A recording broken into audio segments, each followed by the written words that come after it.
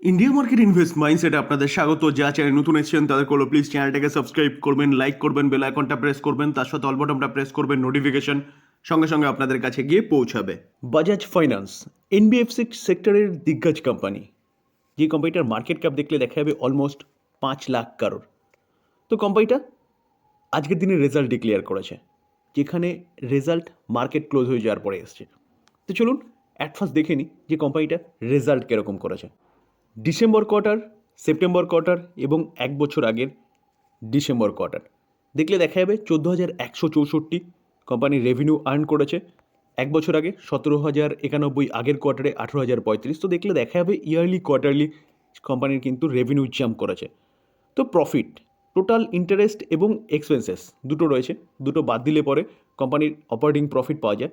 তো operating profit যদি দেখি তাহলে দেখলে দেখা যাবে কোম্পানি 1 বছর আগে 5,066, আগের কোয়ার্টারে 5,604, এই কোয়ার্টারে 5,958। তো কোম্পানির যে অপারেটিং প্রফিট, সেই প্রফিট কিন্তু ইয়ারলি কোয়ার্টারলি জাম্প করেছে। কোম্পানির এবারে আমরা কী করব, নেট প্রফিট দেখব। দেখলে দেখা যাবে 3,639 1 বছর আগে, আগের কোয়ার্টারে 4,014, এই কোয়ার্টারে 4,308। তো দেখলে দেখা যাবে কোম্পানির যে প্রফিট, নেট প্রফিট, যেই প্রফিটটা কোম্পানির ঘরে ঢুকবে সেটাও কিন্তু ইয়ারলি কোয়ার্টারলি জাম্প করেছে। যেখানে এনপিএ দেখলে দেখা যাবে, দেখুন এনপিও কিন্তু বেড়েছে। কত হয়েছে?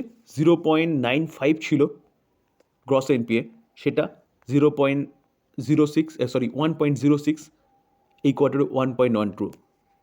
তো এই জায়গায় দাঁড়িয়ে দেখলে দেখা যাবে এনপিএ বেড়েছে, মানে এটা কিন্তু কোম্পানির জন্য একটা নেগেটিভ দিক। দেখুন এই আর্টিকেল দেখলে দেখা যাবে কোম্পানি যে প্রফিট দেখিয়েছে না, সেটা কিন্তু year on year basis 17% up দেখিয়েছে। যেখানে এস্টিমেট করা হয়েছিল সেই এস্টিমেটকে কিন্তু বিট করেছে। এখন দেখার বিষয় যে আগামীকাল মার্কেট এই রেজাল্টটাকে কীভাবে নেয়। যেটা ফার্স্টেই বললাম যে এনবিএফসি সেক্টরের দিগ্গজ কোম্পানি বাজাজ ফাইন্যান্স। তো কোম্পানিটাকে লাস্ট 1 মাসে দেখলে দেখা যাবে, দেখুন লাস্ট 1 মাসে কোম্পানিটা 12.5% রিটার্ন দিয়েছে। তো কোম্পানিটা কিন্তু অনেক দিন ধরে চলেনি। দেখলে দেখা যাবে লাস্ট 5 বছরে অনলি ফর 81% রিটার্ন দিয়েছে। আমরা যদি চার্ট দেখি না, দেখলে দেখা যাবে, দেখুন মোটামুটি অক্টোবর 21 থেকে এখনও পর্যন্ত কোম্পানি 1.5% মতো নেগেটিভ রয়েছে। তো এই কোম্পানিটা কিন্তু আন্ডার ভ্যালু চলছে, যেখানে কোম্পানিটা আরও অনেক ভ্যালু ডিজার্ভ করে। তো সেই জায়গায় দাঁড়িয়ে এই কোম্পানিটা কিন্তু এখন সঠিক সময় চিন্তাভাবনা করার, যেখানে কোম্পানিটা অনেকটা টাইম পিরিয়ড কিন্তু কনসিডারেট করেছে। তো এখন কিন্তু এই কোম্পানিটা নিয়ে আপনি চিন্তাভাবনা করতে পারেন লং টার্মের জন্য বেস্ট কোম্পানি, বা যারা পজিশনাল ট্রেডিং করেন তারাও কিন্তু এই কোম্পানি নিয়ে ভাবতে পারেন ইনভেস্টমেন্টের জন্য। স্যার অটো সেক্টরের একটা দিগ্গজ কোম্পানি জেবিএম অটো, কোম্পানিটাকে দেখলে দেখা যাবে, দেখুন প্রায় 3.5% মতন একটা ভালো আপসাইড মুভমেন্ট আজকের দিনে কিন্তু দেখিয়েছে। যেখানে এই কোম্পানিটা কাজ কী করে, এই কোম্পানিটা কিন্তু ইলেকট্রিক বাস ম্যানুফ্যাকচারিং করে। আমরা যদি কোম্পানিটার রিটার্ন দেখি, দেখলে দেখা যাবে, দেখুন 1 বছরে কোম্পানিটা নেগেটিভ রিটার্ন দিয়েছে, কত 26%। কিন্তু 5 বছর দেখলে দেখা যাবে না, কোম্পানিটার সিনারিটাই কিন্তু চেঞ্জ হয়ে গেছে, কত 1,312% রিটার্ন দিয়েছে। কোম্পানিটার চার্ট দেখলেও আমরা দেখতে পারবো লেফট থেকে রাইটে ওপরেই গেছে, কিন্তু মাঝে মাঝে হল্ট দিয়েছে। দেওয়ার পিছনে কারণ কোম্পানিটা যখন যখন অর্ডার পেয়েছে কোম্পানি ভালো মুভমেন্ট দেখিয়েছে, যখন অর্ডার একটু কমে গেছে তখন কিন্তু কোম্পানি এরকমভাবে হল্ট দেখায়। তো আজকের দিনে কোম্পানিটার রেজাল্ট ডিক্লেয়ার হয়েছে কোয়ার্টার 3। তো চলুন দেখে নিই রেজাল্ট কী বলছে। ডিসেম্বর কোয়ার্টার, সেপ্টেম্বর কোয়ার্টার এবং 1 বছর আগের December quarter.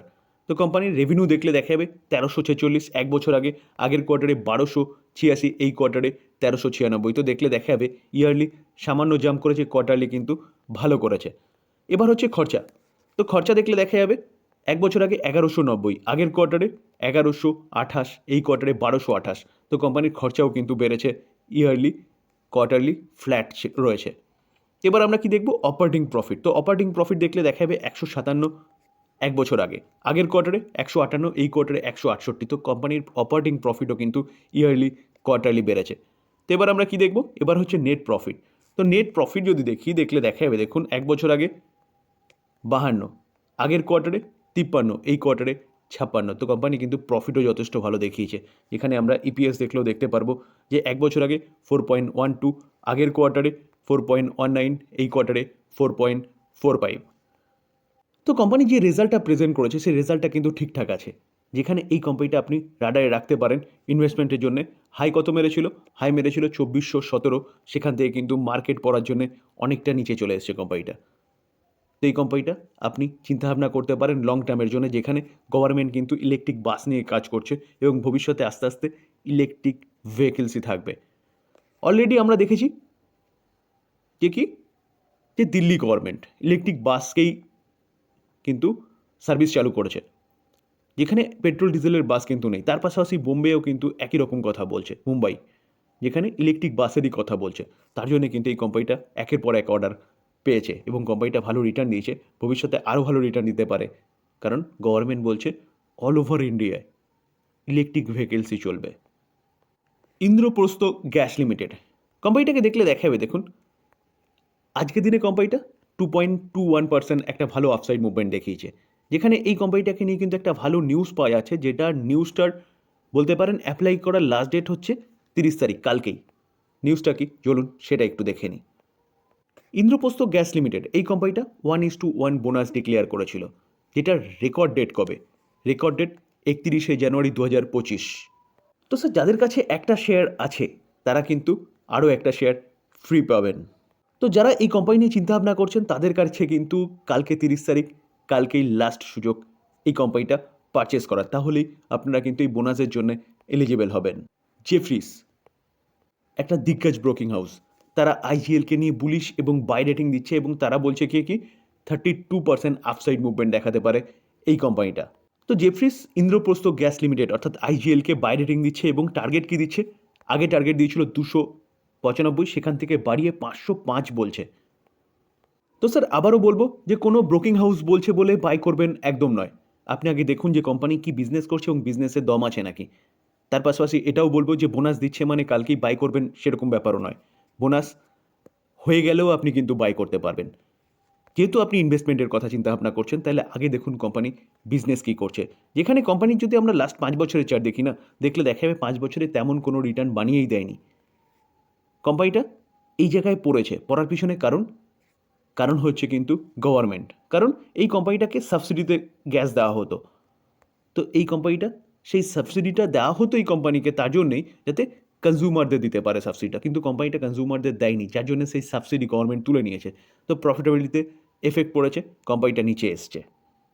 TVS motor auto সেক্টরের আরেকটা দিগ্গজ কোম্পানি টু হুইলার এবং থ্রি হুইলার সেগমেন্টে, যেখানে এই কোম্পানিটাকে দেখলে দেখা যাবে, দেখুন আজকের দিনে কোম্পানিটা 5.5% মতন একটা ভালো আপসাইড মুভমেন্ট দেখিয়েছে। আর্লি মর্নিংয়ে কোম্পানিটা ওপেন হয়েছে, সেখান থেকে ভালো উপরে উঠেছে এবং সেই জায়গাটায় প্রায় সাস্টেন করে গেছে। যেখানে কোম্পানির গতকালকে রেজাল্ট ডিক্লেয়ার করেছিল, রেজাল্ট কিন্তু অতটা বিশাল যে ব্যাপক হয়েছে সেরকম ব্যাপার নয়। দেখুন এস্টিমেটকেও মিস করেছে কোম্পানিটা, কত পার্সেন্ট হারে? 4.61% হারে। তো কোম্পানিটা এতটা ভালো মুভমেন্ট দেখানো কেন? দেখানোর পিছনে যদি কারণ বলেন, কারণ হচ্ছে ব্রোকিং হাউস নুভামা, একটা দিগ্গজ ব্রোকিং হাউস, তারা এই কোম্পানিকে বলছে কত 24% আপসাইড মুভমেন্ট দেখাতে পারে, যার জন্য কোম্পানিটা কিন্তু আজকে 9% একটা র্যালি দেখিয়েছিল আর্লি মর্নিংয়ে। নুভামা এই কোম্পানিটাকে নিয়ে বাই রেটিং দিচ্ছে এবং টার্গেট কি দিচ্ছে? টার্গেট দিচ্ছে 3100। তো কারেন্ট মার্কেট প্রাইসে কিন্তু অনেকটা আপসাইড মুভমেন্টের কথা বলছে। আমরা যদি কোম্পানিটার রিটার্ন দেখলে দেখা যাবে, দেখুন এক বছরে কোম্পানিটা 25% রিটার্ন দিচ্ছে, কখন? যখন কোম্পানিটা তার হাই থেকে কিন্তু অনেকটা নিচে চলে এসছে।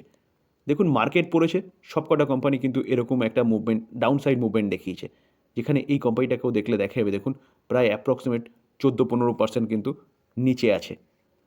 তার পাশাপাশি আমরা যদি 5 বছরের চার্ট দেখলে দেখা যাবে 5 বছরে কিন্তু ব্যাপক একটা রিটার্ন জেনারেট করে দিয়েছে, যেখানে এই কোম্পানিটাও কিন্তু ইলেকট্রিক ভেহিকেলস নিয়ে টু হুইলার সেগমেন্টে যথেষ্ট ভালো কাজ করছে এবং ওলার মার্কেট শেয়ার যে খোয়াচ্ছে না, সেটা বাজাজ অটো এবং টিভিএস মোটরই কিন্তু নিচ্ছে। India renewable energy development agency limited অর্থাৎ ইরেডা, এই কোম্পানিটা কাজ কী করে? এই কোম্পানিটা রিনিউয়েবল সেগমেন্টে ফাইন্যান্স প্রোভাইড করে, একমাত্র এনবিএফসি কোম্পানি বলতে পারেন যেই কোম্পানিটা বড় বড় ইন্ডাস্ট্রিকে তো ফান্ড প্রোভাইড করছেই, তার সাথে এমএসএমই এবং রিটেল সেগমেন্টও ফান্ড প্রোভাইড করছে। আজকের দিনে দেখলে দেখা যাবে কোম্পানিটা 3.5% মতন ভালো আপসাইড মুভমেন্ট দেখিয়েছে। এই কোম্পানিটার রেজাল্ট এই মাসেই ফার্স্টের দিকে অর্থাৎ সম্ভবত 9 তারিখের দিকে রেজাল্ট ডিক্লেয়ার হয়েছে এবং রেজাল্ট যথেষ্ট ভালো করেছিল। তাও কোম্পানিটাকে এক মাসে দেখলে দেখা যাবে কোম্পানিটা 11.5% মতন পড়েছে। পড়ার পিছনে কারণ মার্কেটের প্রেশার, মার্কেট নিচে আসছে, এই কোম্পানিটাও নিচে এসছে। তো এই কোম্পানিটাকে নিয়ে কিন্তু একটা ভালো নিউজ পাওয়া যাচ্ছে।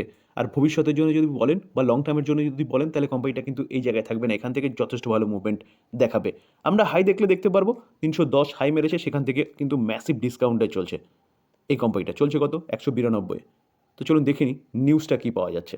দেখুন, এই আর্টিকেল দেখলে দেখা যাবে IREDA amplifies renewable energy financing in Orissa. তো উড়িষ্যাতে কিন্তু এই কোম্পানিটা রিনিউয়েবল এনার্জিতে ফাইন্যান্স করতে চলেছে, যেখানে IREDA non banking financial institute under MRE has committed কত 1540 crore towards renewable energy project in উড়িষ্যায়। তারা কিন্তু ফান্ড প্রোভাইড করবে কত? 1540 করোড়। এটা বলছে কে? সিএমডি প্রদীপ কুমার দাস। তো এই নিউজটা কিন্তু এই কোম্পানির জন্য যথেষ্ট পজিটিভ নিউজ এবং ভালো নিউজ, যেখানে এই কোম্পানির বিজনেস বাড়তে চলেছে। তো কন্টিনিউয়াসলি কোম্পানি ভালো পারফরমেন্স দেখাচ্ছে। তো এই জায়গায় দাঁড়িয়ে কিন্তু এই কোম্পানিটা আপনি রাডারে রাখতে পারেন। মার্কেট ঠিকঠাক হলে এই কোম্পানি কিন্তু রকেটের মতন ছুটবে।